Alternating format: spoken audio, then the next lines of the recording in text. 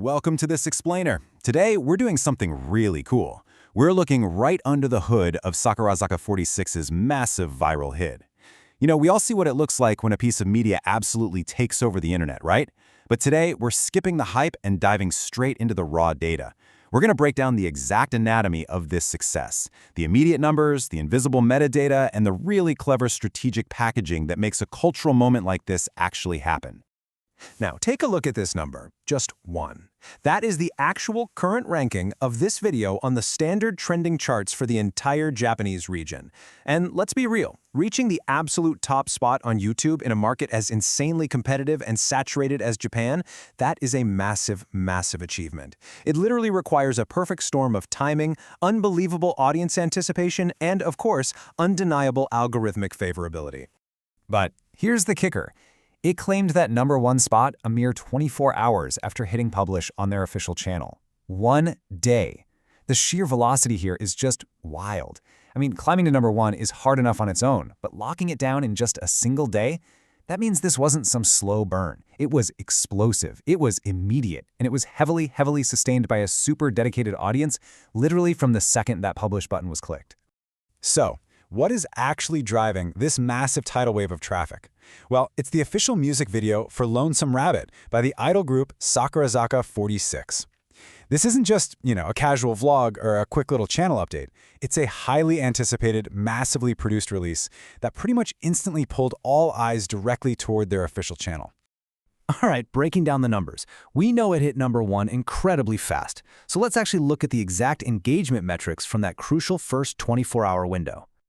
The sheer volume here is honestly staggering. In just one single day, this video racked up well over 500,000 views, clocking in at over 523,000. But the really important thing is that it didn't just passively play on screens. It generated huge active engagement. It pulled in over 30,800 likes and blew right past 10,800 comments. These aren't just empty views, these are tens of thousands of active, distinct digital interactions, proving this had immediate, massive momentum.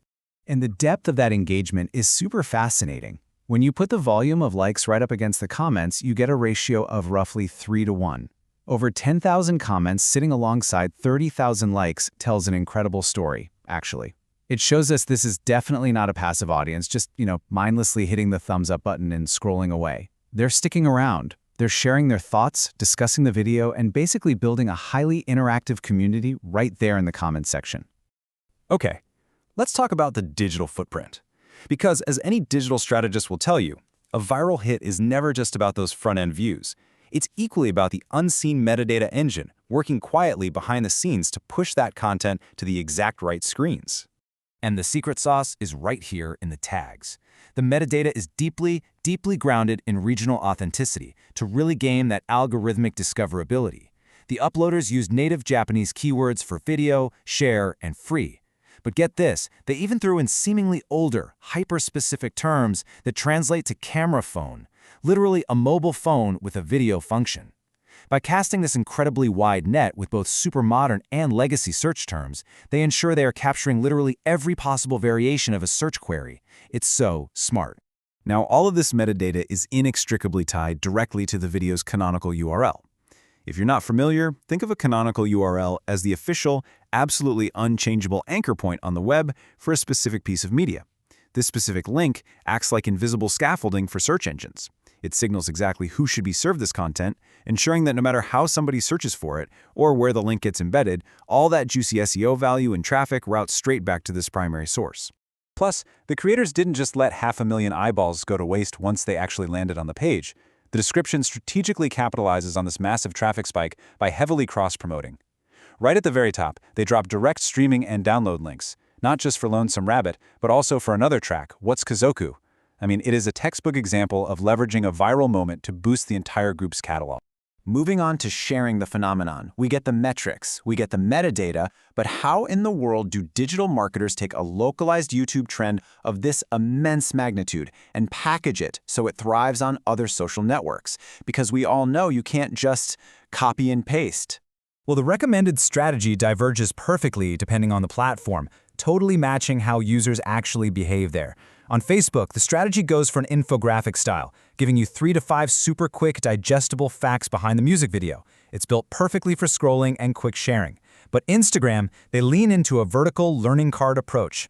The hook there is what you should know before watching. It builds context, it creates intrigue, and it visually pushes the user to go seek out the main video. And these packaging strategies, they're actually part of a much larger set of analytical tasks used to process trends exactly like this one. Behind the scenes, analysts are rigorously summarizing exactly why it's trending right now, extracting key context bullets for short explainers, drafting dual-language summary scripts, and outlining these specific social posts. It's an entire machine designed to decode, summarize, and instantly repurpose a very precise viral moment for a much broader global audience. Which leaves us with the ultimate question, really. We've seen the totally staggering day one metrics, we've looked at the brilliantly optimized metadata, and we've broken down those highly coordinated cross-platform strategies. Looking at all these perfectly aligned puzzle pieces, what do you think is the absolute key driver behind this explosive trend? Is it just pure fandom? Is it algorithmic mastery? Or is it a perfect blend of both? Keep all these frameworks in mind the next time you see something completely dominating that #1 spot.